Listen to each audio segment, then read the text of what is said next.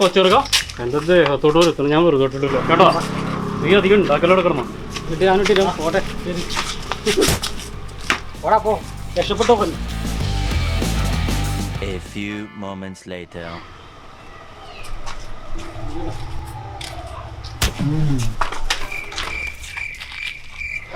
അണ്ണാ ഇത് മുട്ട പൊട്ടിച്ചണ്ണ.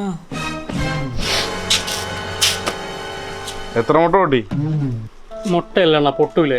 നമ്മള് മനുഷ്യന്മാര് മുട്ടക്ക് വേണ്ടി ഇങ്ങനെ തല്ലുപിടിക്കാമോ? കോഴിയാണോ മുട്ടയാണോ? അതുകൊണ്ട് ആ കോഴി നാളെ മുട്ടയിടില്ലേ? മുട്ട വാങ്ങിച്ചാ നിക്കടാ. ഇത്ര തണ്ടുന്നോടിയിലേ കാണിച്ചു കൊടുക്കാറല്ലേ.